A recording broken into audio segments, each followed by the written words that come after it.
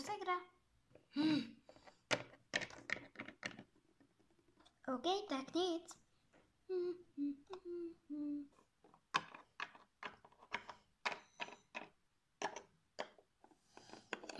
Ale to jí nemůžu dovolit, aby měla lepší pokoj než já.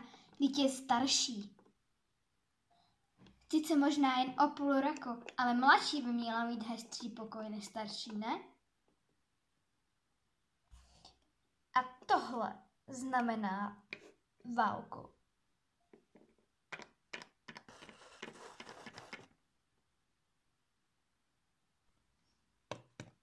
Aha, tady jsem. Ahoj, zlato. Mami, chtěla jsem ti tedy pouze říct, že si musíš dneska udělat všechny domácí úkoly. Splněno, mami. Výborně, tak si čti. Jsi moje zlato.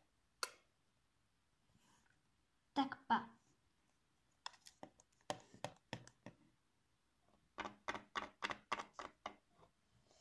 Ketino? Co je? Vždyť jsem ti říkala, že máš být celý den v pokoji. Mami, proč jsi na mě tak zlá a na ségru tak hodná? Vždyť jsem mladší, nemělo by to být naopak? Buď sticha. Máš už hotový úkoly? No jasně, že mám. Tak to máš na čas a okamžitě mazej do pokoje. No šup.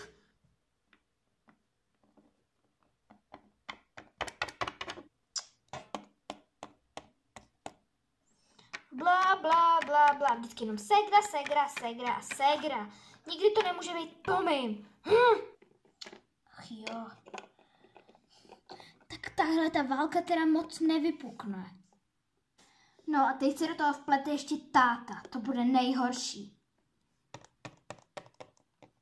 Ahoj, zlato. Čauky, mami. Když jsi teda dneska měla hotový ty úkoly tak rychle, tak dneska budeš moct s náma být vzhůru až třeba do 10. Jej, děkuju, jsem moc ráda. A na co by ses chtěla tak dívat? Já nevím to, ať si řekneš ty. Tak se budeme dívat třeba... Na co chceš? Já opravdu nevím. Barbie tajná agentka? Tak jo, nemám s tím vůbec žádný problém. Tak pa, já už půjdu. Ahojky, mami. Papa, pusinko. Ketino, dneska okamžitě v 8 spát. Ale mami,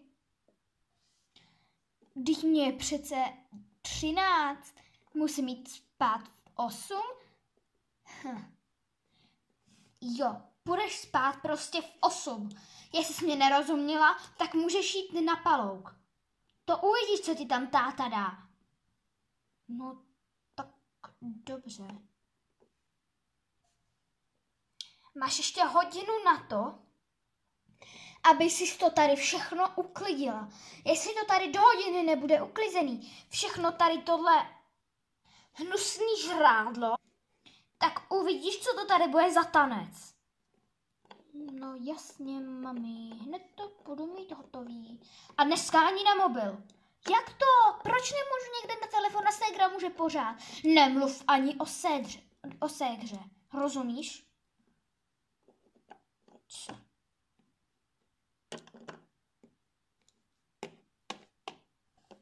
Jauvá, se neumíš ani chovat? Doufám, že už odešla.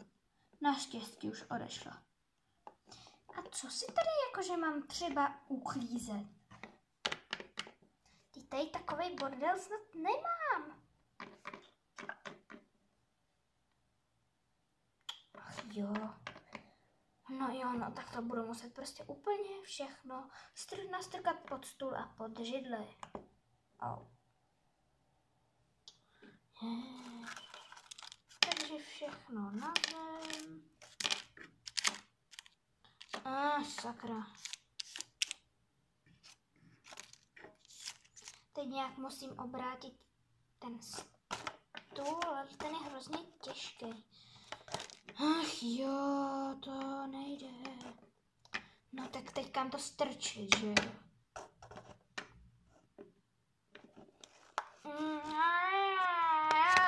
Konečně hotový. No a teď se to tam musí jakože nějak nastrkat. Sakraž, to nejde nabrat těma mýma tlapama. 1, 2, 3, 4, 5 a knížka 6. No a teď to musím obrátit tak, aby se to z toho nevysypalo. Tak to bude fakt úkol. Prosím. Takhle na to. Sakra! No jo, ale vlastně teď, když to otočím. Yes, konečně. Dobrý. Uf. Ne, zalez. Sakra. Mně se to tam... Ach jo.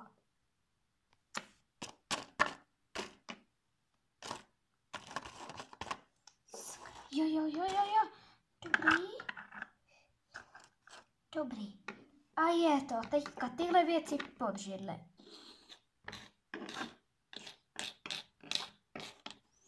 Ach jo.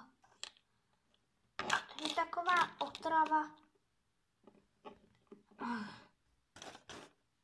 Teď ať se to z toho hlavně nevysype z toho stolu. A teď otočit zase tohle.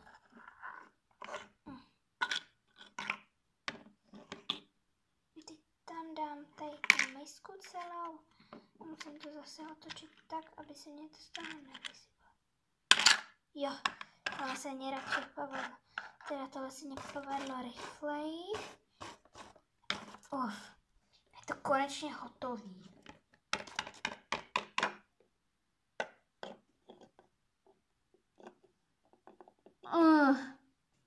Takže už jsem to konečně dočetla. Teď si to zavřu a dám si to na stůl.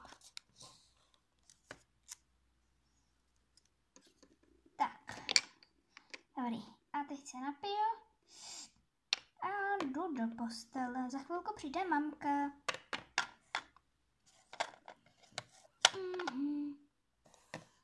Ahoj, Kitty, moje prdelko. Jak pak se máš? Jo, fajn, už jsem dočetla konečně tu knížku. A o čem to bylo, zlato? Přece o Barbie, mami. Vždyť jsem ti to včera říkala. A ano, já jsem zapomněla. Dneska k večeři budou šunkafleky. Jej, super, už se těším.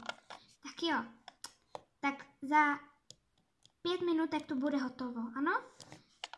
Jasně, já ti zavolám, tak pa.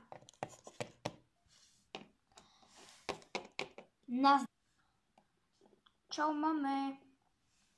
Jaký čau? Říká se ahoj, maminko. Ahoj, maminko. Dneska k večeři budeš mít zase chleba. Zase? A co bude mít ségra?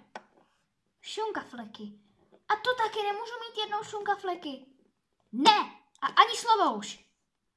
No tak jo. Co?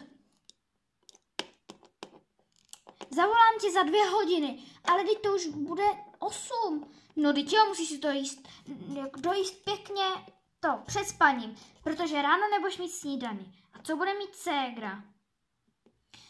Bude mít rohlík s medem a jahody. Proč tě to furt tak zajímá? Ale nic. Nazdar. Já ji tak nenávidím! You can't touch this. You can't touch this. You can't touch this.